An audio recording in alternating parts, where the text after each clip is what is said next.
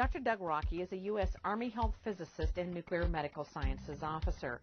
Dr. Rockey has expertise in nuclear, biological, and chemical warfare operations, microwave radiation, emergency response, decontamination, and battlefield cleanup. We were the super garbage men. We had to clean up the messes. We had to identify the messes. We had to collect all the garbage. We had to provide the on-site medical care. It's a lot.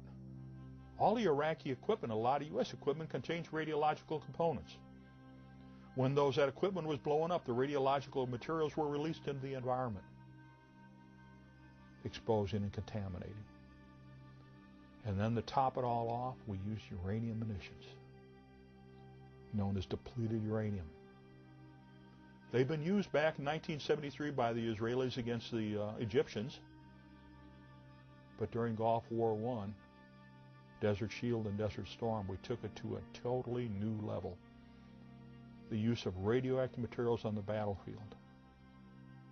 Deliberately taken tons and tons, actually over 350 tons of solid radioactive materials, and dispersed it across Kuwait, Saudi Arabia, and Iraq.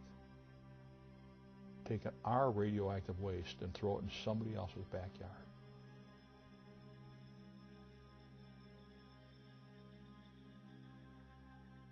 I am considered a disabled veteran. I've got a 40% disability from the United States Department of Veteran Affairs for combat injuries caused by depleted uranium and other exposures. We had the warnings. We also had the responsibility to put together all the decontamination guidelines and also what's called the Combat Lifesaver Program. So myself and my team wrote that, which has now been adopted by the Army and is used every day by the Army. Battlefields and fighting are by nature hazardous to your health. Some hazards are easy to identify and well understood. Soldiers recognize the serious hazards presented by incoming artillery shells and bullets and take appropriate actions. However, some lesser hazards from new technological applications are not so well known and recognized. One of these newer applications is the use of depleted uranium in munitions and equipment armor. Depleted uranium is obtained from uranium ore, which is found throughout the world. In the United States, this ore is mined in New Mexico, Colorado, Wyoming, Utah, and Arizona. Uranium ore contains 3 isotopes. By weight, 99.28%, which is uranium-238, 0.71%, which is uranium-235, and 0.0058%, which is uranium-234. Of these 3 isotopes, uranium-235 and uranium-234 are used for nuclear fuel and weapons. Uranium-238 becomes depleted uranium. This is an aluminum model of 1 DU tank round. This round would be fired by an Abrams tank. If it was actually uranium rather than aluminum, it would be over 10 pounds of solid uranium. What happens, it moves extremely high velocity. The minute it leaves the bore of the gun, it catches fire. So this rod is a burning rod of uranium. It impacts tremendous forces, unbelievable forces, over this very small diameter. And it's like a blowtorch with tremendous forces that punches right through.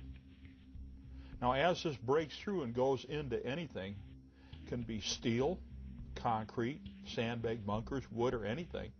Uranium itself is soft. So you have parts of the fragments of the uranium breaks off as it enters and goes through.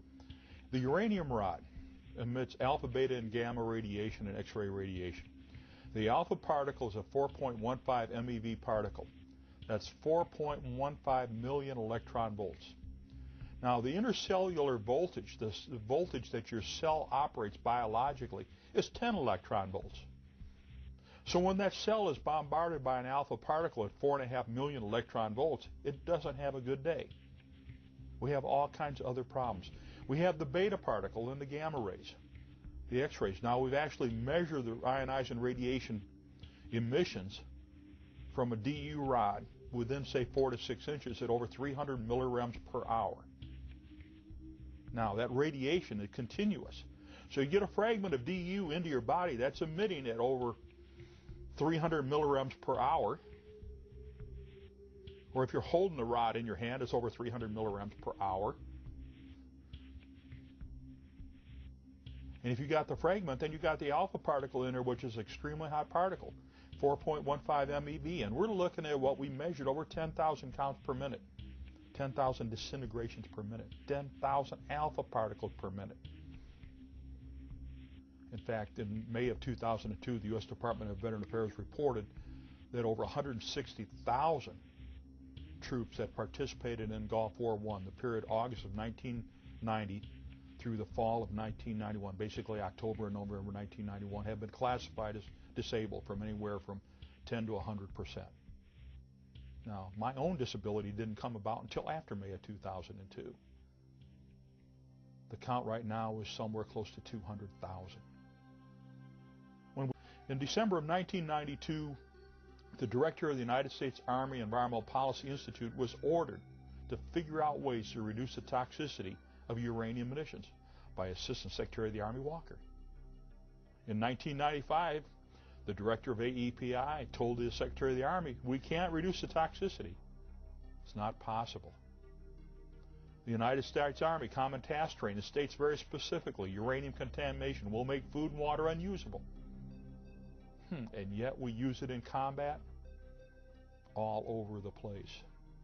That's why the United Nations Subcommission on Human Rights had ruled that uranium munitions were an illegal weapon, because they're indiscriminate.